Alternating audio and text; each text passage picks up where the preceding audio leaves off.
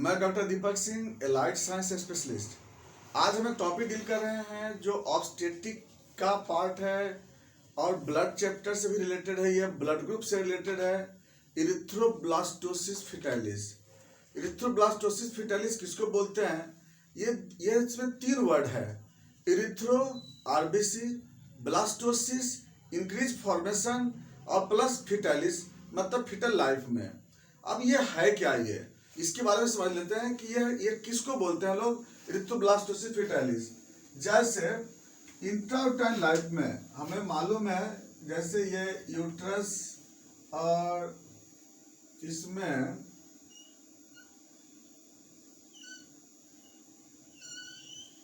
ये यहाँ पे प्लासेंटा है और प्लासेंटा के अंदर यहाँ अम्बिलिकल कॉर्ड हुआ और यहाँ पर हो गए फीटस। तो डिजीज क्या है? ये डिजीज का नाम है इरिथ्रोब्लास्टोसिस फिटालिस। मतलब 2 बातें होती है इसके अंदर। इंट्राउटाइन लाइफ में हम जानते हैं कि जो इंट्राउटाइन लाइफ में जो ब्लड ग्रुप जो ब्लड होता है उसमें HbF होता है, ब्लड आरबीसी। तो आरबीसी में HbF होता है और इसका लाइफ होता है 90 डेज, है ना। 90 दिन इसकी लाइफ होती है। जो आरबीसी बनता है इंट्राउटाइन लाइफ में HbF बोलते हैं। तो होता क्या है कि इसमें 90 दिन से पहले ब्रेक कर जाएगी, यानी कि एक्सेस इंक्रीज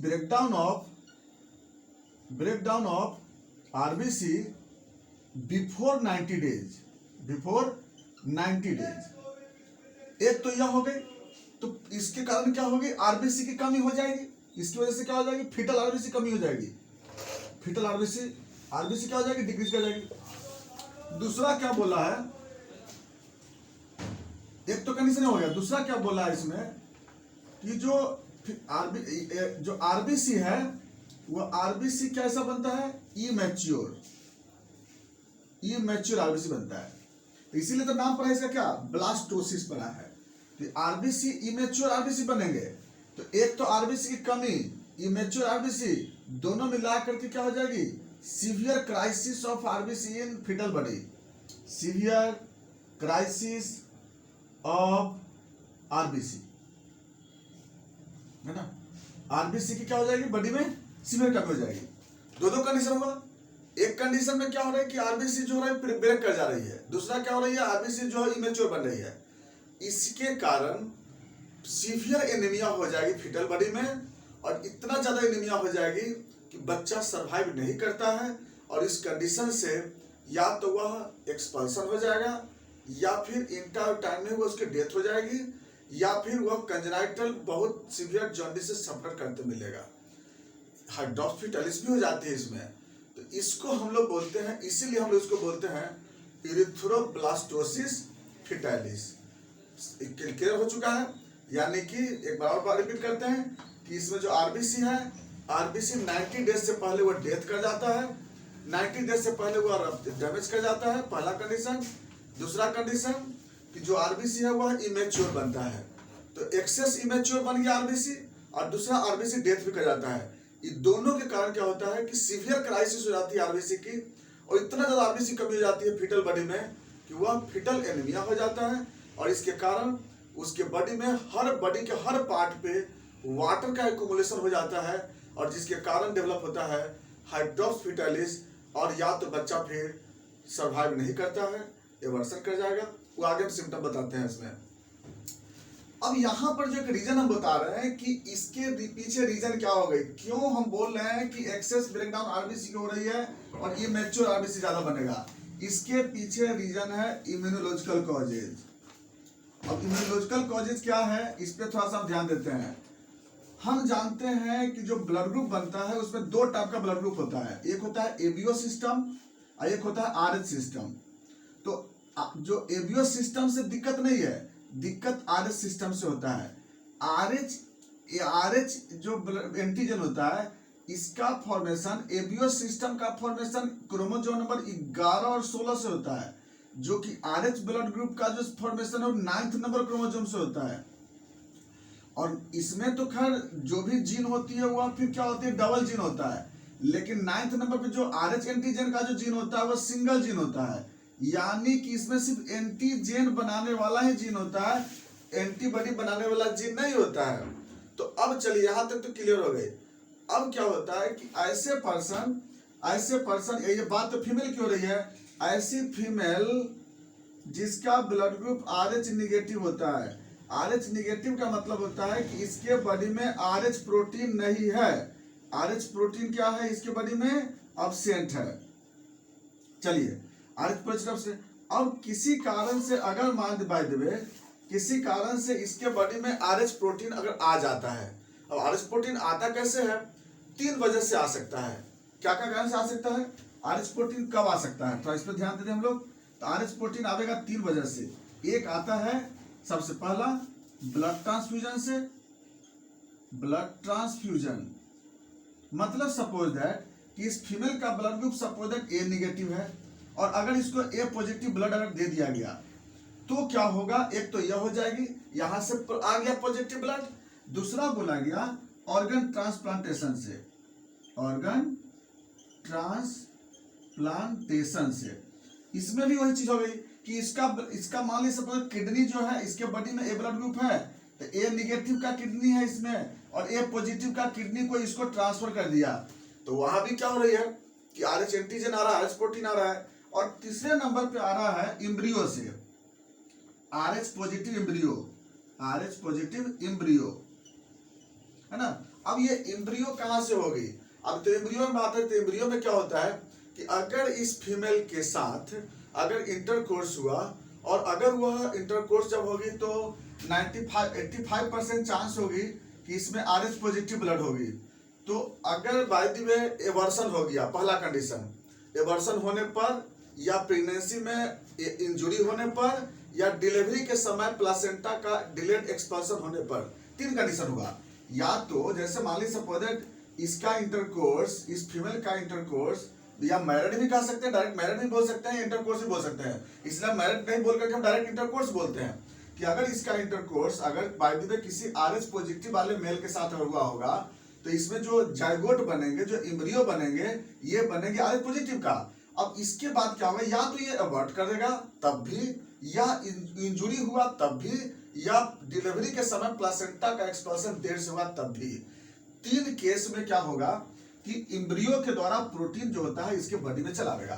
तो अब समझ में आ गया प्रोटीन आने का तरीका क्या क्या हो गया, या तो इम्ब्रियो से आ सकता है, ब्लड ट्रांसफ्यूजन से आ सकता है, ऑर्गन ट्रांसप्लांटेशन से आ गया प्रोटीन। अब क्या होता है आगे, जब इसके बॉडी में RH प्रोटीन आ गया, क्या होगा कि जब हमारे बॉडी में हम जानते हैं, जैसे क्यों बोले हम इम्यूनोलॉजिकल कॉज क्या बोले हैं, क्योंकि हमारे बॉडी का नेचर होता है ऐसा कि जब भी मेरा बॉडी जिस प्रोटीन को नहीं पहचानता है, जिस प्रोटीन को नहीं पहचानता है, उस प्रोटीन के लिए क्या करता है कि B lymphocyte, B cell activate हो जाता है। अब बी सेल एक्टिवेट होकर के और क्या करेगा कि इसका एंटीबॉडी डेवलप कर देगा, तो यहाँ पर बन जाएगा RH एंटीबॉडी फॉर्मेशन कर देगा। ये बहुत बड़ा एक खराब नेचर भी है, अच्छा भी, जो भी बोलेंगे हम लोग। तो ये क्या किया कि जब इस फीमेल में जो RH प्रोटीन आ गया था, कहीं से भी आ गया था, कैसे भी आ गया, बता दिए कैसे आ गया सो।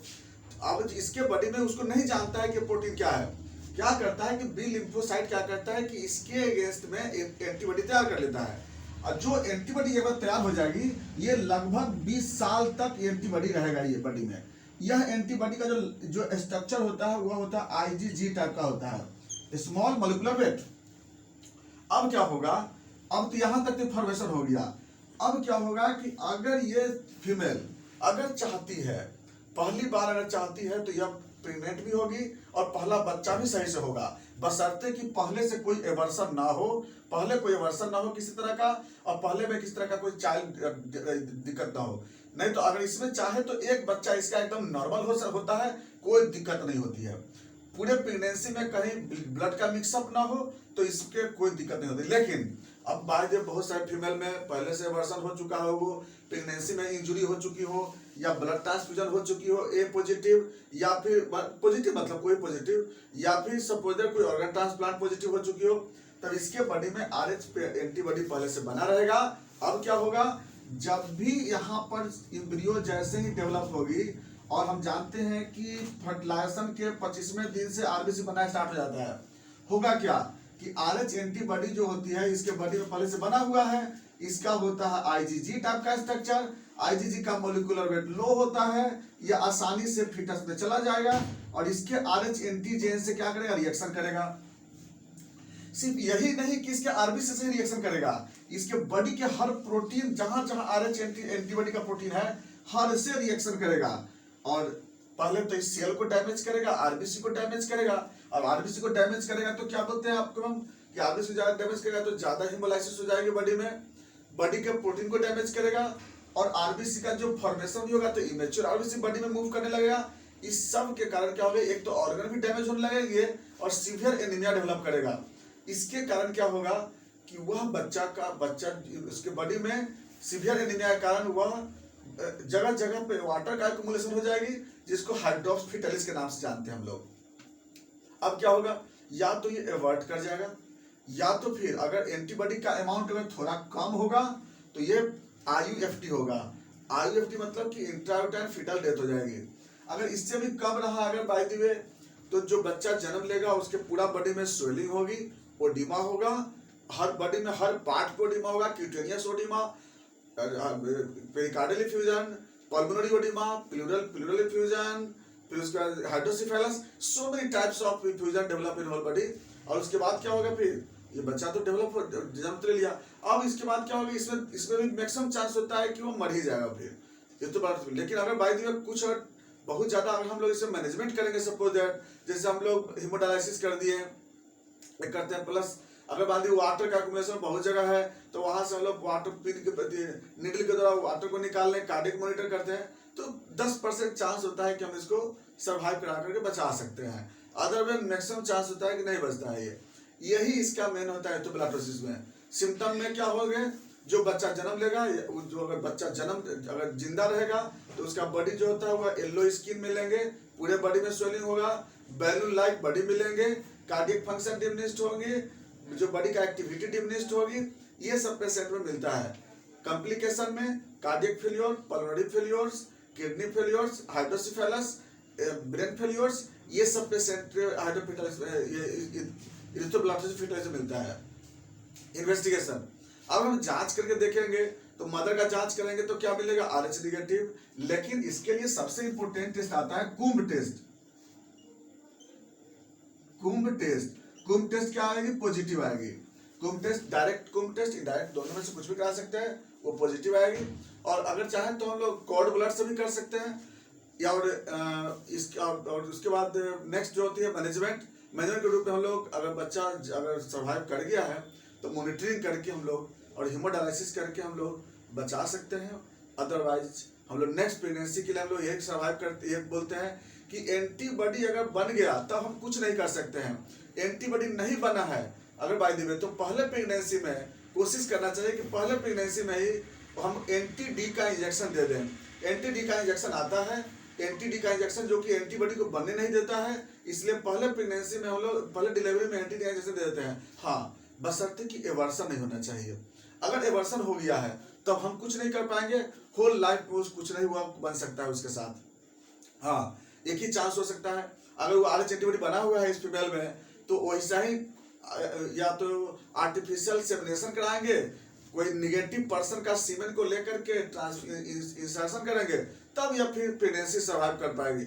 अदरवाइज उस मेल का तो संभव नहीं होगा कि वह फिर प्रेग्नेंट बन पाएगी।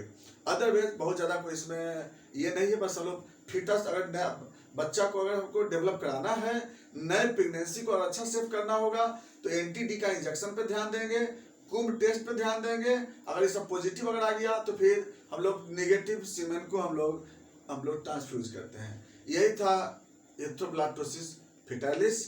बाकी बातें फिर नेक्स्ट वीडियो में चलते हैं। थैंक्स।